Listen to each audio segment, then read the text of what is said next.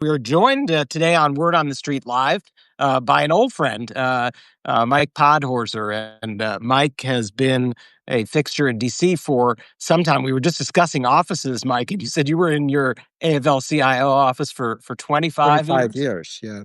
It's amazing. You were the political director. I'm sure a Right. lot of people who are tuning in know Mike from progressive politics and democratic politics, and was political director at the AFL-CIO, and has really been a fixture in political analysis and commentary in the progressive movement for decades. And your columns, which I guess began as bulk emails and then became a blog and then became a Substack, and it's called Weekend Reading, and is definitely one of the more insightful pieces of writing that happens that I see on the political scene. And Thank we you. thought you'd be a great person to have on and talk a little bit about last week. And so, welcome to everybody. I see some folks are pressing the like button. We really, really appreciate that. So, please give us a little bit of love. And maybe, Mike, you can get us rolling here with a sort of a top line, your take on last Tuesday's elections. And for those of us who are looking to try to help bring about political change in this country, what does the election mean in your analysis? Sure. And it's great to be with you. And it's, again, great to see you after so many years. I think uh, you know, the way to think about what happened is to begin by saying that it obviously is great that Republicans across the board were handed such decisive defeats, but it really has to be understood in the context of the last couple of decades, where we have an electorate where you have one set of voters, maybe 30% or so, who are very pro-Trump, very MAGA, they want him. And then you have, unfortunately, only about the same who want Democrats. And our elections are decided by a group of people who are increasingly dissatisfied with the way the political system and economy has been delivering for them in their lives. And as a result, in 9 of the last 10 elections, that's 20 years, and 11 of the last 13, so basically the 21st century, the party that won the last election loses the next one. And so, in a way that our people see the tongue in my cheek, when Harris lost last November, it was inevitable that this Tuesday was going to happen because unlike the people who were telling us that the last election meant everyone really was becoming more MAGA and Trump, they had really only been out of patience with Democrats. And we just see that snap back now in even like greater amplitude against Trump and all he's doing. And this is why the country is just in crisis. We have a political system that's completely unresponsive um, to the needs, to the felt needs and the actual needs of most voters, and they take it out on whoever's the incumbent every off year. What does that say to you for 26 then? Same thing. It'll If be the the same thing. 25 and 20, just like in 21 and 22, you had Virginia, the election in 17, the Northam had won big. Then Youngkin like swings the state 10 points, and now it swings back 15 points the other way, right? It's just reaction uh, to who won the presidential election. Do you buy that also in terms of the different demographic groups? I think the big story of last year was more young people moving to Trump, more minorities, especially Latinos moving to Trump. All those numbers seem to have swung back. You think it's just explained by this overall Yeah, general phenomenon, or is there right. anything more Because to it? it's like and it's one of the sort of cognitive defects of our commentary class, which is that anytime something happens that's surprising, they try to explain the surprise rather than wonder whether their error in judgment to begin with is why it looks surprising, right? That you could look at the swing by, say, Latino voters in 2024 as affirmative movement towards Trump, which should be expected to continue in the future, which is the way almost everyone was talking about it. Or you could look at it as they have lost their patience with Democrats, and that's it, right? And if you thought about it that way, you wouldn't be surprised to see them swing back. And the two groups that swung the most in 24 swung the most in the other direction this time, young voters and Latino voters, because neither was actually endorsing MAGA or Trump's policies. They just didn't like the options.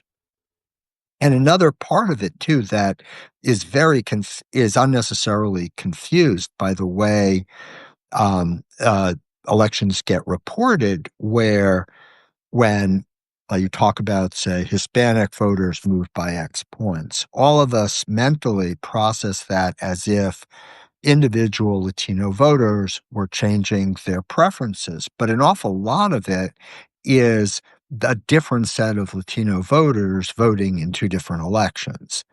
And in 2024, and I wrote a lot about this, a lot of the quote swing to Trump was people who had voted for Biden not voting at all, right?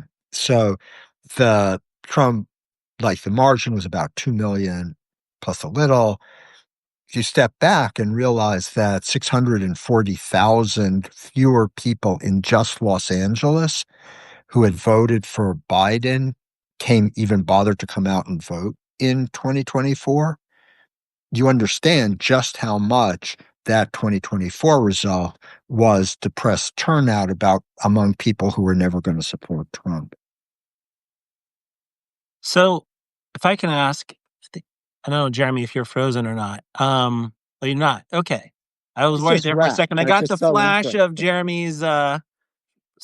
So anyway, I'll throw Yeah, in my one more. internet connection is not great, so I might lose you at times. If I look frozen, I might well be. All right. Well, then I'll throw another question on the table, which is, what does it mean for 28 in terms of Democrats Right. starting to think about, who is it we nominate, what kind of policies we push forward?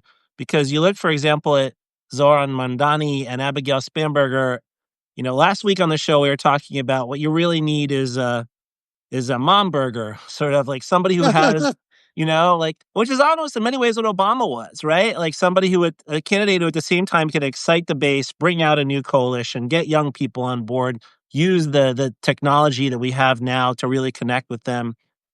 And it has this kind of comforting feeling that works for a lot of swing voters and others who are unsure, and has a way of connecting. And people forget Obama really did that, especially in 2008, where he had this bipartisan unifying outsider message.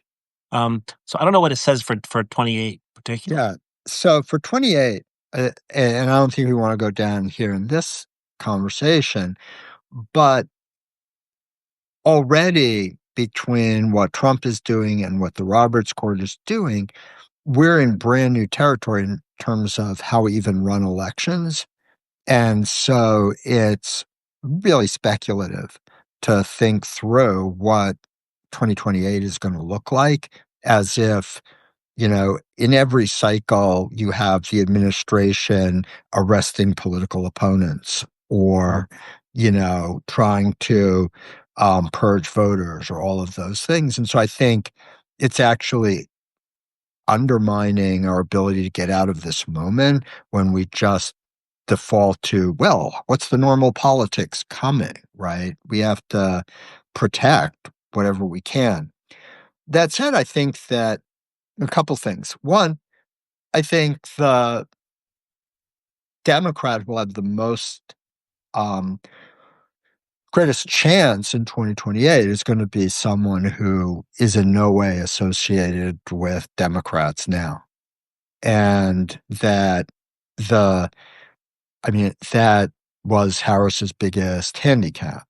Um, and it's the Democratic Party's biggest handicap because they have a tone deafness to that dissatisfaction with the way that everything's going. Because when they get up and say, we're going to defend democracy or defend, whatever it is, what these alienated voters hear is that their choice is between a fascist and someone who's defending the system that screwed them over. And so you need someone who's like not complicit in that. You need someone who's going to say, you know, new beginning, right? One, again, I want to take the conversation, but I'd like to correct this.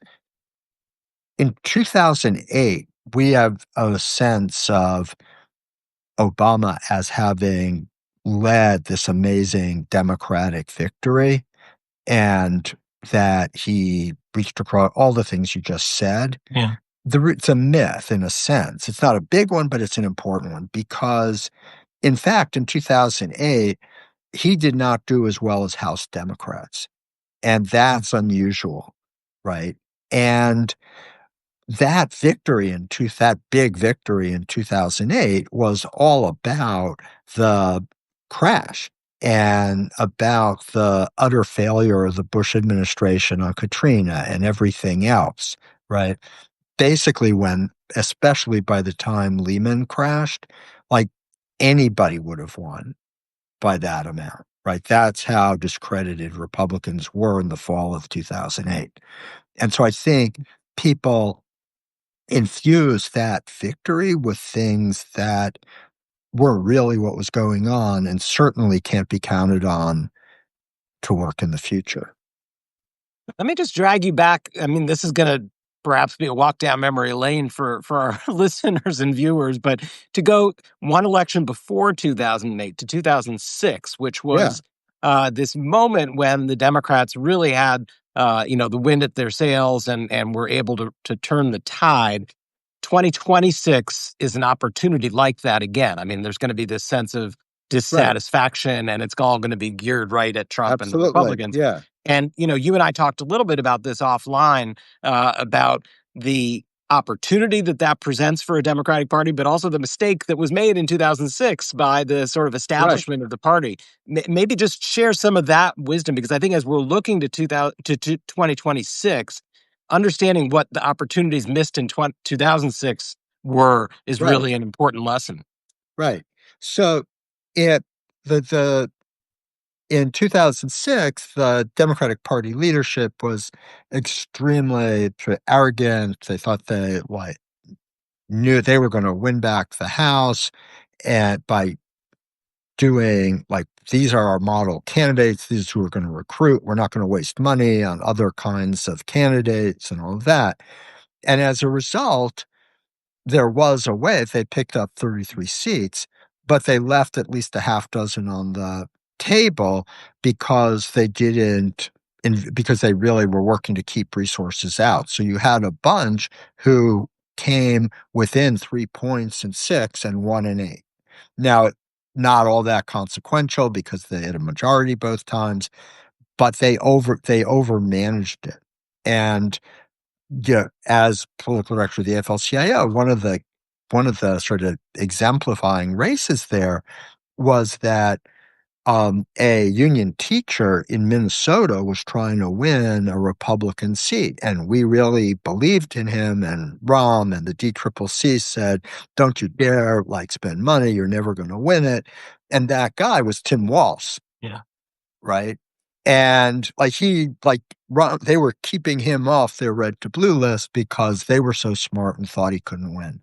So the lesson for 2026 is in a wave year, you want as many bets, as many folks out there running races because you just never know.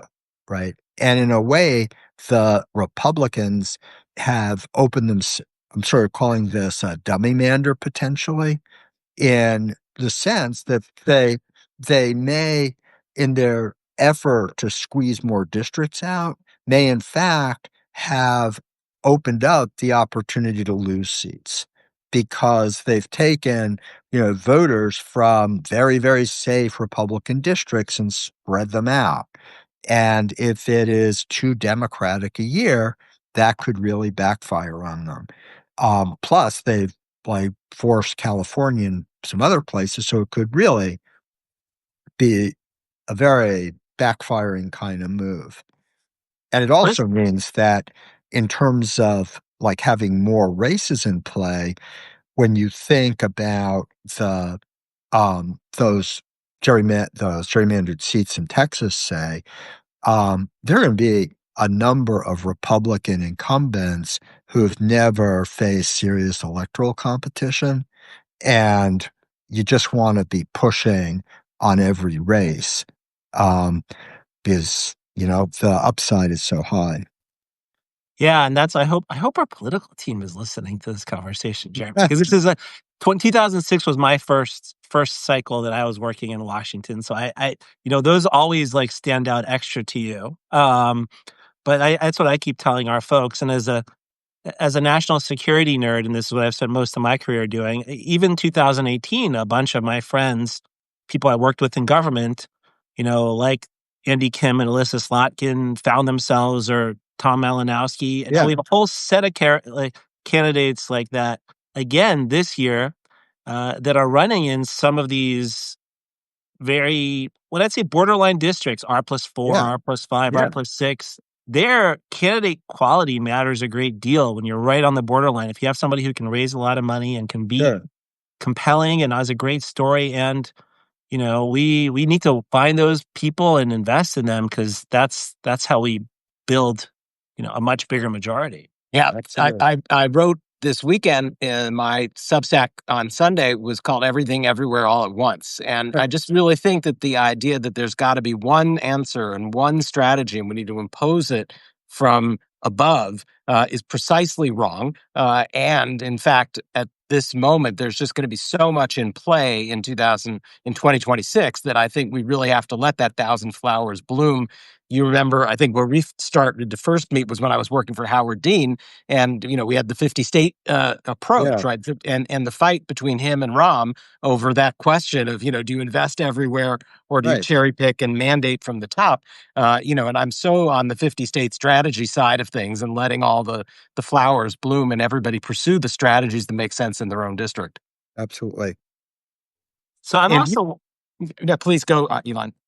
No, Mike, I was going to ask you also, in the midst of this, I want to get your take. And I think I can tell where your take is going on all this, but I'm curious, which is, we had this pretty significant victory this week, and then almost immediately a decision by the Democrats to end the shutdown in kind of a messy way, where a number of Democrats appear to have broken with the leadership. But I kind of wonder how much they broke with the leadership.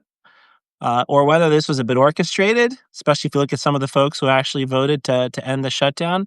But interested to get your take on it, and again, back to that message of, if you have so many people who are dissatisfied, does any of this Washington stuff even make a difference a year from now? And this whole discussion that we've had this week make a difference a year from now? I think in isolation, nothing makes a difference, right? We had COVID and it barely made a difference. So, like, how much could the shutdown mean, right? The, what it, but if you think of it as an instance of Democrats doing something to move the conversation in the country to to highlight the damage that Trump is doing, then regardless of whether they came back too soon or not, which I think they did, but they just have to keep doing things like this. They don't have a lot of levers of power, but they have to do things, that actually impact the world, that they're showing that they are fighting this, that um, that they can bring attention to healthcare costs or to the other issues that people actually care about, rather than letting Trump dictate the conversation every day. So hopefully they'll have learned at least that. So I just want to let everybody know that we are here on Word on the Street Live with Mike Podhorzer, who is one of the most insightful political commentators that I follow regularly. I hope that you read his materials on Substack and follow him there, and also the many interesting conversations that he has day in and day out on Substack about all of these issues. So definitely worth following. And we're here with Thank Elon Goldenberg and Jeremy Benamy here in Word on the Street Live. We come to you every Wednesday at 4 p.m. Eastern, and we are also able to be found now on Apple and Spotify and all the other platforms that you are potentially subscribed to. So please give us a heart, give us a like, and help us move the algorithm so that we get a greater and bigger audience all the time.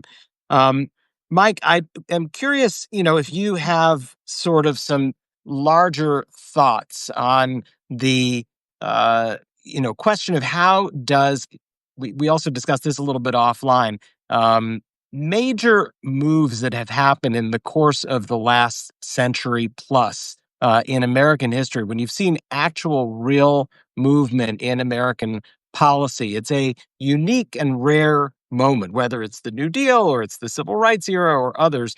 We are clearly in need of a moment like that. I mean, our systems are broken top to bottom in every conceivable way, whether it's our tax code or it's our voting systems, or, you sort of named the structure of our democracy, right? We've got some real fundamental problems. So I'm curious, you have a very interesting historical perspective on what are the conditions that create ripeness for major structural change. And I'm curious if you have any thoughts to share with us on that.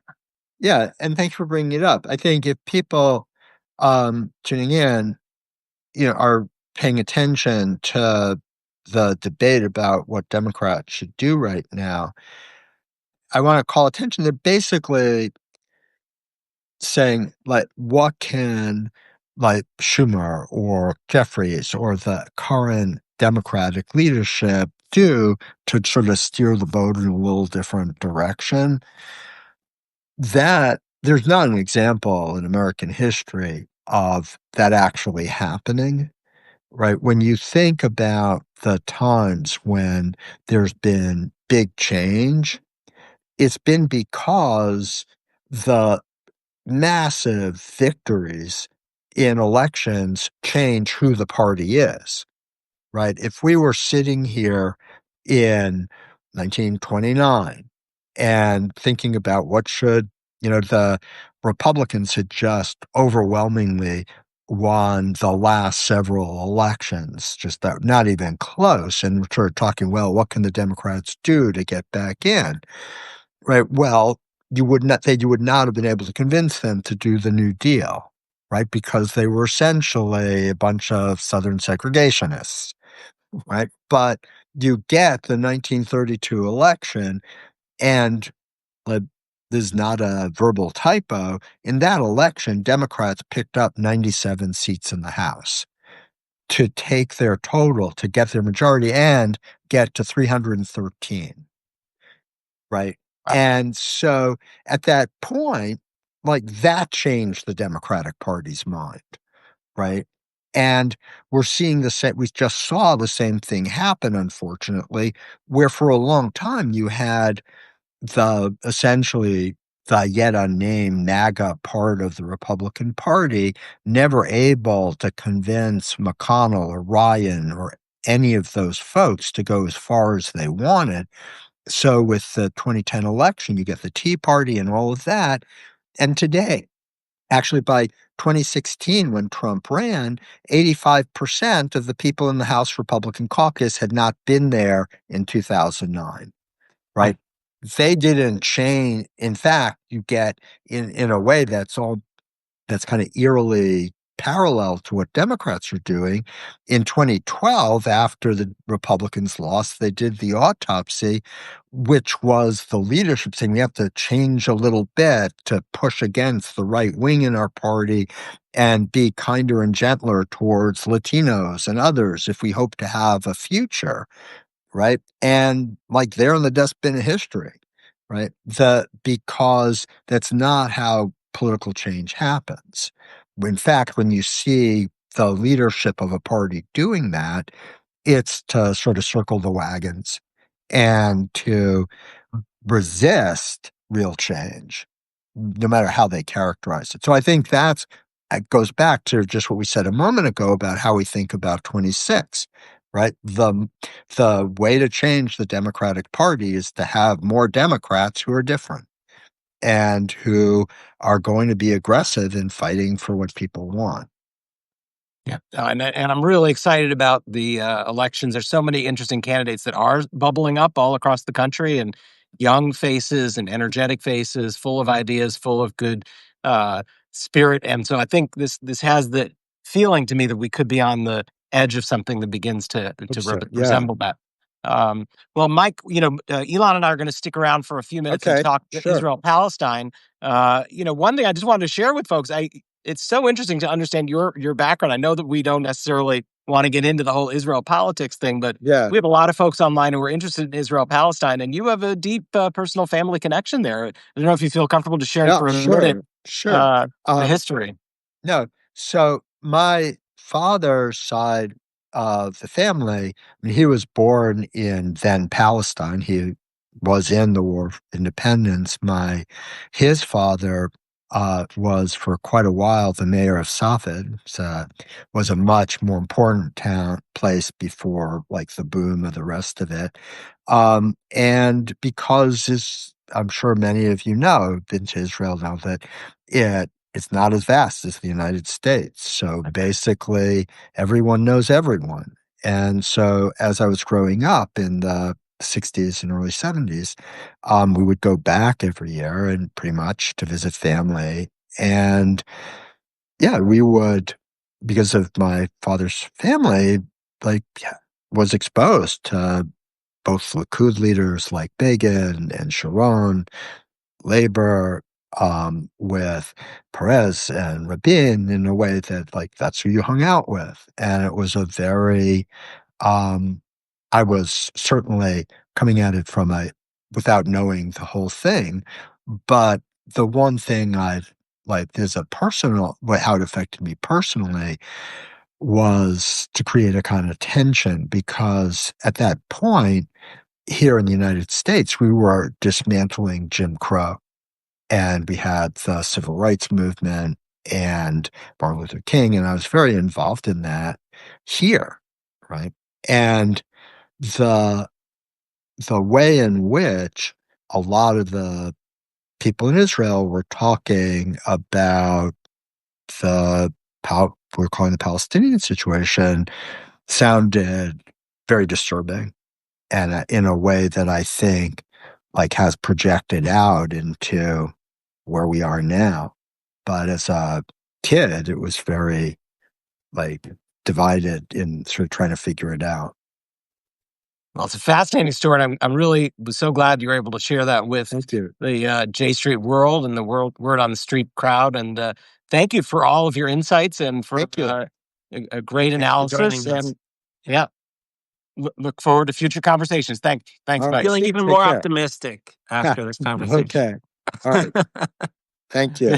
Take care, Take Mike. care. Bye-bye. All right, so stick with us, everybody. We're going to spend a few minutes now just chatting a little bit about Israel and Palestine and all the things that are going on. Elon, Jared Kushner is in the country once again. The 20-point plan continues to hang by a thread. It requires day in, day out babysitting and micromanagement. What can you tell us about precisely what is happening? What's probably on Kushner's agenda today and tomorrow?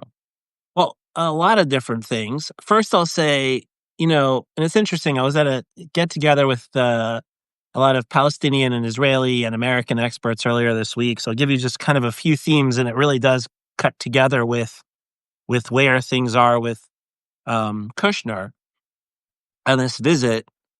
The first is, gosh, there are so many complicated things going on, and a real possibility that none of this works, that the 20-point plan doesn't work. We all have to be realistic, and we talked about it before. If you're an objective analyst, the most realistic scenario here is Israel holds half of Gaza, Hamas holds half of Gaza, humanitarian aid gets in and nothing much more. And that's a terrible outcome. It's still very plausible. And yet, there's opportunity like we haven't seen before. And so we have to keep pushing. And that's what I think Kushner and the administration are trying to do. As usual, one of the dangers is you get mired in the muck of dealing with the minutia of the day. And so the minutia of the day, in this case, is what do you do with these 150 or 200 Hamas fighters who are buried in a tunnel on the Israeli side? I think the Americans would like those fighters to have some kind of amnesty deal to go back to the Palestinian side and the Hamas-controlled side, maybe without their weapons. Maybe they agree to leave Gaza altogether.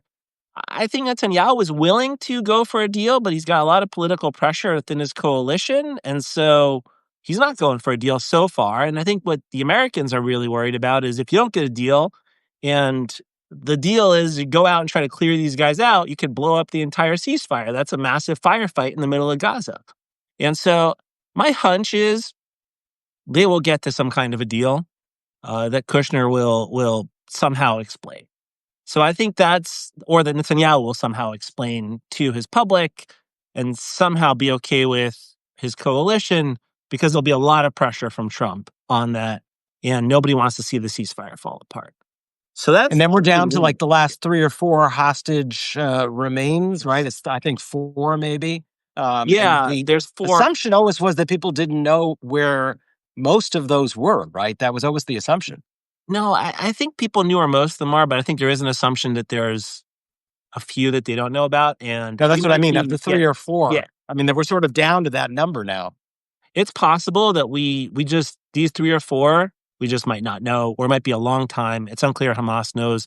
And so at some point, you got to start moving on and not say, we can't move on. This is, again, if Netanyahu doesn't want to do anything at this point, the answer is to just say, we can't move on until these 3 or 4 are gone. Now, of course, all the next steps are about getting rid of Hamas and over time replacing it with some kind of a security force, Palestinian police force, right, all those things. Tell us a little bit about that. There's a Security Council resolution, I guess a second draft now that's floating around. What can you tell us about the Security Council resolution? Things are still very uncertain. There's a Security Council resolution being negotiated. I think we'll get there on the Security Council resolution eventually. The biggest problem is all this is taking a lot of time, and it's understandable that it's taking time.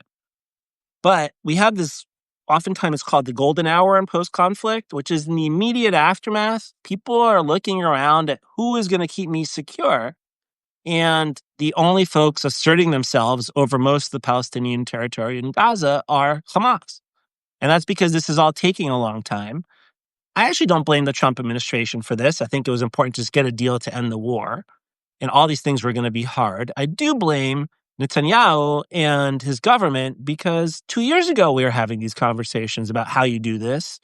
And it should have been done during the war. And there was a consistent objection by Netanyahu to not doing it because, again, it takes you down the pathway of Palestinians are going to control Gaza, and we are going to need some kind of a plan that ultimately unifies Gaza and the West Bank, and that creates the possibility for a two-state solution. And Netanyahu doesn't want to do any of those things, and certainly his coalition doesn't. And so instead, you just punt on all of that, which is what he did for 2 years. And now here we are. The war is over. Now is the moment to just try to replace Hamas with something else, and it's slow going, and that's very dangerous. So, let me ask you a devious question, which is, do you think that there is any chance that Donald Trump is trying to push President Herzog to give a pardon to Bibi so that Bibi will leave the scene and we can have a different government that doesn't stand as an obstacle in the way to what he's trying to do?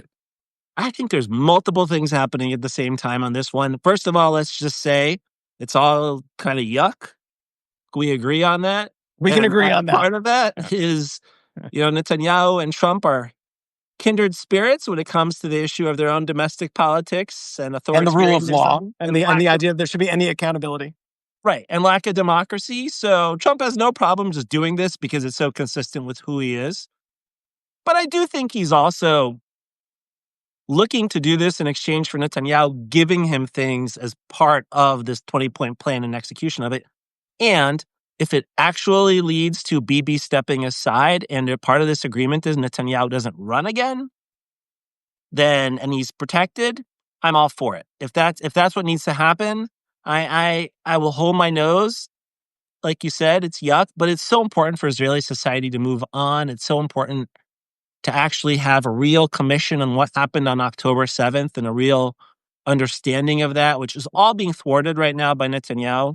And part of it is he doesn't have anywhere to go. And if his alternative to losing office is being in jail, that's just a terrible alternative. So if the answer is give him the alternative of sitting at home, I'll take it.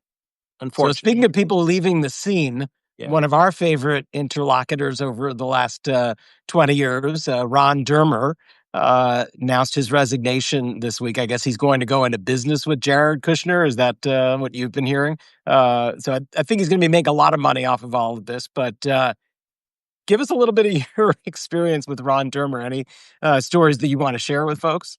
Sure. And yeah, again, the whole Kushner and Dermer going into business together, It's unbelievable. it goes back to the same thing. We've said this over the last few weeks. There's the corruption. There's the really problematic behavior on rule of law. For whatever reason, these interests seem to be working in a way that might be moving things in a positive direction on the immediate Israeli-Palestinian conflict. Embrace that while being very cognizant of all the really horrible things and problematic things that are going on. In terms of Dermer, yeah, it's a historic. He is Bibi's brain, people often say, right? And he's really been his right-hand man for years. For me, it's as strong of an indication that Netanyahu might be thinking of a way out too. Like these two things are totally correlated.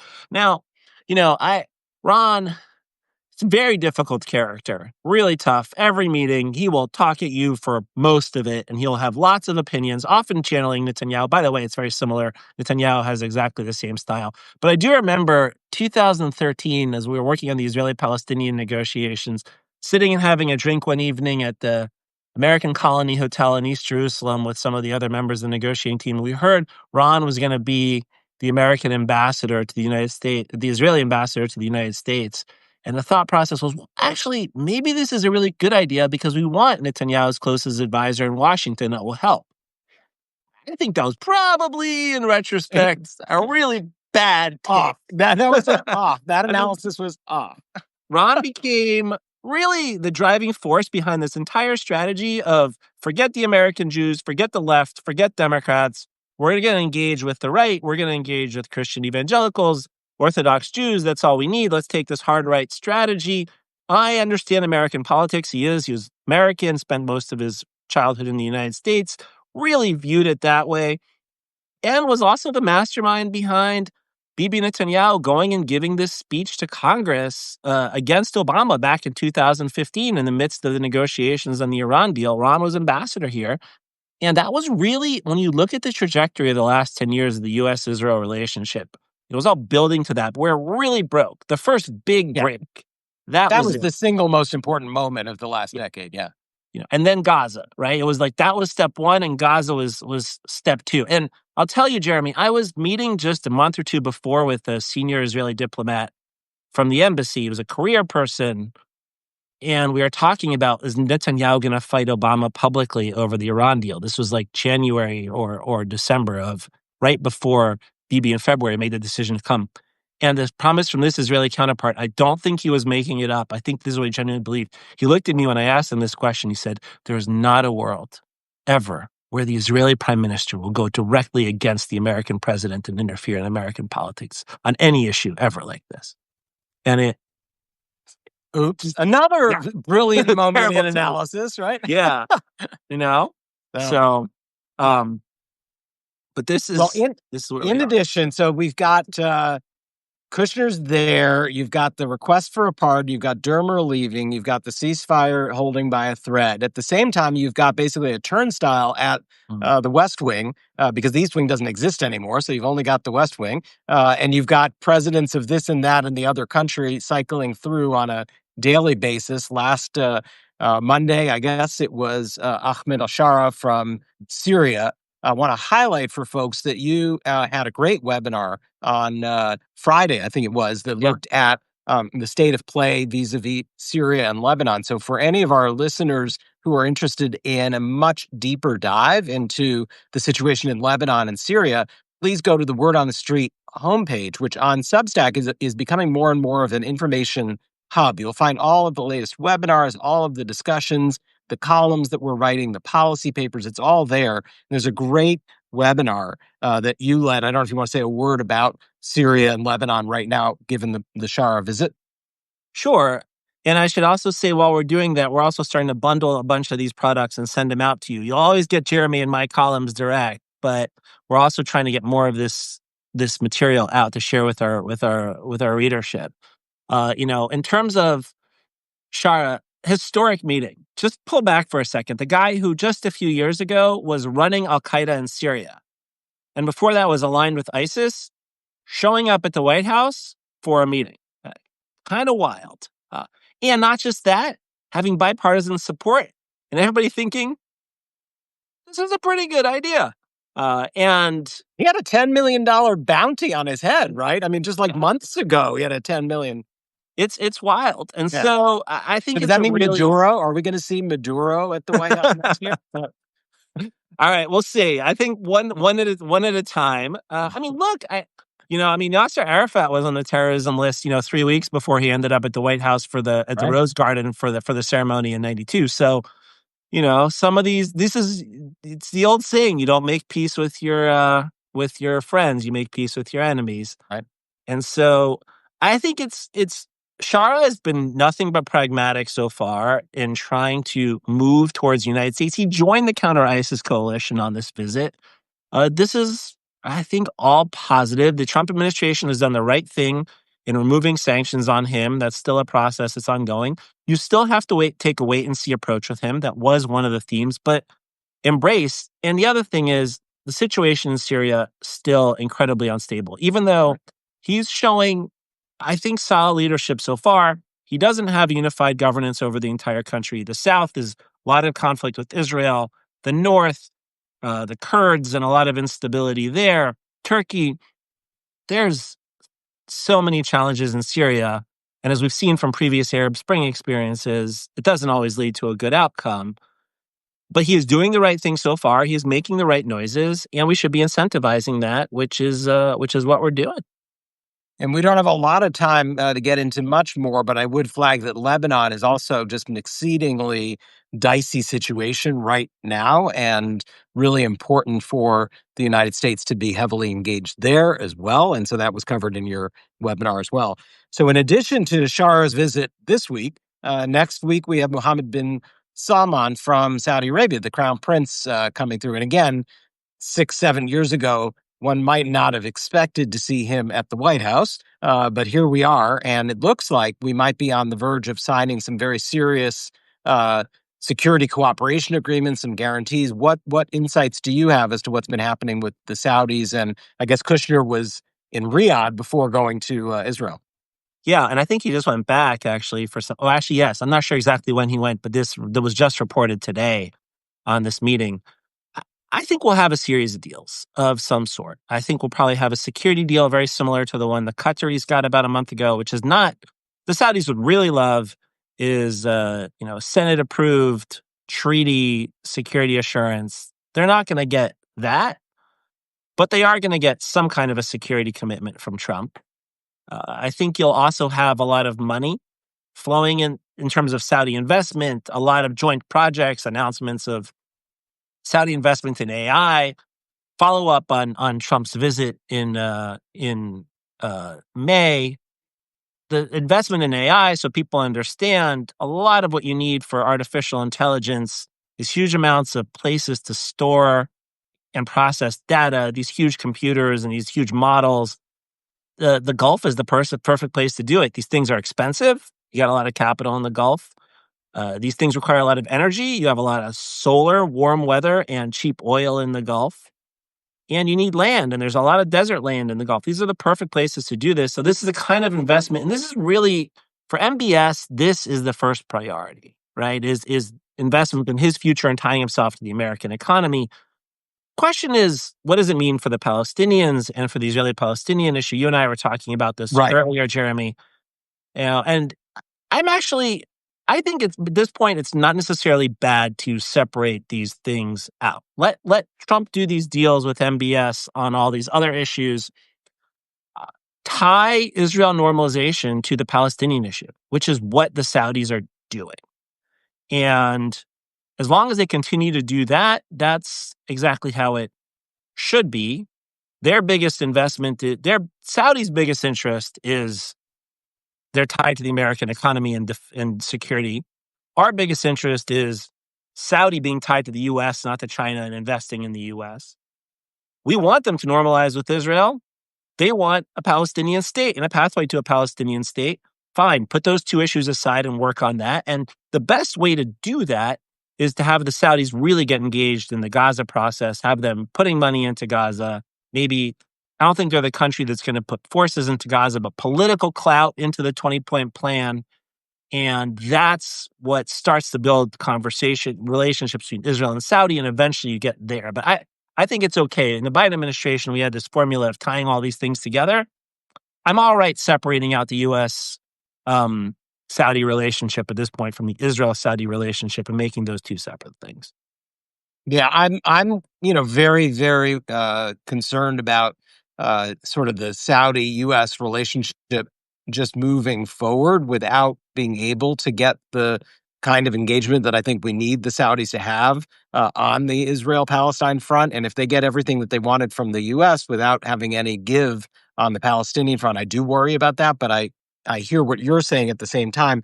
One place where I think the rubber's going to hit the road is if anything is required in Congress. I think it would be a lot easier to get things through Congress if U.S.-Saudi arrangements are tied to U.S.-Israel and Israel-Saudi understandings as well. So, I think from a congressional point of view, if these things don't require congressional approval, then the White House can just move ahead with them. But anything that would require it, I think you probably need an Israel-Palestine component to it to make it saleable to enough folks in Congress. Yeah, I think that's right. If you start going down, and it's interesting with the Israelis. I heard somebody make this. Actually, a Saudi academic made this point in a discussion I was in recently. He said, "Look, the Saudis, they want them." The way he described it is they want the milk. They want the cooperation with Israel under the table on security issues and maybe some economics, but really that's not that big of an incentive for them. But they're not really sure they want the whole cow. Why would you need the whole cow if you could just get the milk? And I think right now they're looking at it and if you think politics around the Israeli-Palestinian issue are rough in the United States with the next generation of young people have been mobilized by what's happened, try the Arab world and what they have seen over the last couple of years. There's been a real transformation there where there was a new generation coming up that saw the whole Israeli-Palestinian thing as that's my mom and dad's problem. Frankly, that's how MBS saw it versus King Salman. The talk was always, you go back 2 or 3 years, it was always, once King Salman dies, MBS is just going to normalize with Israel because all this Israel-Palestine stuff is old and really like not what the next generation is focused on. And this is what he cares about. And Israel is exciting and new and interesting and there's technology in there. After the last 2 years, that's not how he's looking at it, right? He realizes now this is a major liability for me and a major headache. I will do it, but only if I get what I want, and that includes the Palestinians, because what I want is a stable region that is perceived as stable, no more of these kinds of fights, and then we can all move ahead and turn all this oil and capital wealth into a future for Saudi Arabia that's not oil dependent and is technologically and economically tied to the United States. But for that to happen, I've learned my lesson. It could all go boom in a second if things go crazy between Israelis and Palestinians, which is what's happened. So we're about to wrap things up. I will note, I saw a flash across the bottom of the screen there in the comments, a note that we've spent a lot of time talking about Gaza and about other issues in the Middle East, and we haven't mentioned the words West Bank. I do want to make sure that it's really clear to our listeners and viewers that the situation on the West Bank is about as dire and explosive as it's ever been. The amount of settler violence on the West Bank is at absolute record levels, and not a day goes by where you don't see news reporting now that is breaking through to more and more mainstream coverage about attacks on Palestinian villages, and they are getting more violent and more massive. And so I just want to assure folks that J Street and Elon and I are very much tracking this and engaged on this. There is something called the West Bank Violence Prevention Act, which we are really advocating in Congress, that has now over 100 co-sponsors in the House and I think 20 in the Senate, and is all about getting the U.S. to sanction the entities that make a lot of these settler gangs and settler businesses possible, because they're connected to the financial system. And if you sanction them, it disconnects them from the financial system. So, Elon, I just want to make sure we end on a note where our listeners in the J Street world understands that we are fully aware of what's going on the West Bank, and no one should take their eye off that.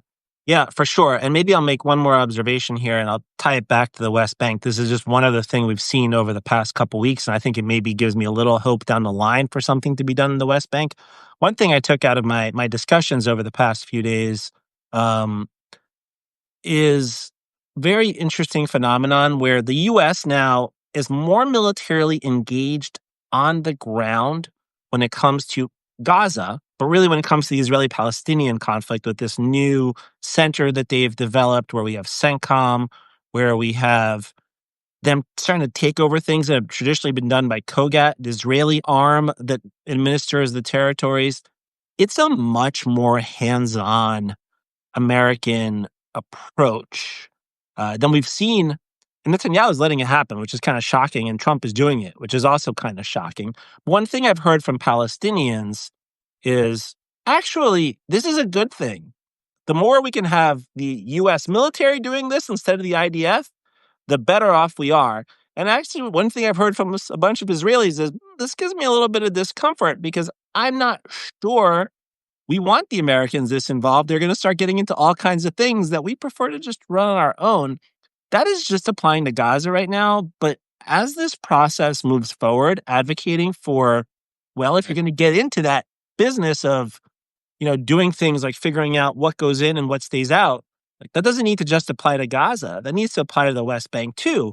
If you're going to be working hand in glove with Palestinian security forces and training them to go into Gaza, and you have much more American political attention on that, it's got to be the West Bank too. And Palestinians need to be making that point. Western countries need to be making that point. Arab countries need to be making that point. And we're advocating for it, as you said, Jeremy, every day. So I think there's opportunity in this moment, even though the world is facing on Gaza, to new dynamics that are developing in this fluid moment, that I want us to be able to point at the entire problem, not just at the first problem. And the international engagement part of this is really important too. The 20 countries that are in the CENTCOM headquarters, the UN Security Council resolution that is going to have global backing behind it, the Macron-Abbas work on the realization of a Palestinian state that they have not stopped working on. There was another conference this week and another paper published on that by the French together with the PA. So there's a focus on these issues that has been missing, and a realization that you can't just manage the conflict. We've got to try to solve it. So hopefully out of the horror of these last couple of years, maybe over the course of the next year plus, there can be some real progress, and that's going to be our goal. So thanks to everybody for joining us once again on Word on the Street. Please do like us, give us a little bit of love there with the heart, and make sure that you tell your friends and family. You're going to press the heart yourself now, aren't you? Oh, that's right. There I did. I just did. There you go. That was your little heart. One little heart. All right, there you go. So help us to grow the audience. Wonderful to see hundreds of you joining us now every week. Thank you so much, everybody. Wednesdays, 4 p.m. Eastern, and check out the information hub that we're creating at the Word on the Street Substack for all the webinars and all the writings that we're doing. Thanks, everybody. See you in our new podcast studio next week, Elon. That'll be exciting. Or in a couple of weeks. Let's I'm not going to see you from our houses in a couple, for the next couple of weeks while we go through this very complicated move. And then All right. Take care, everybody.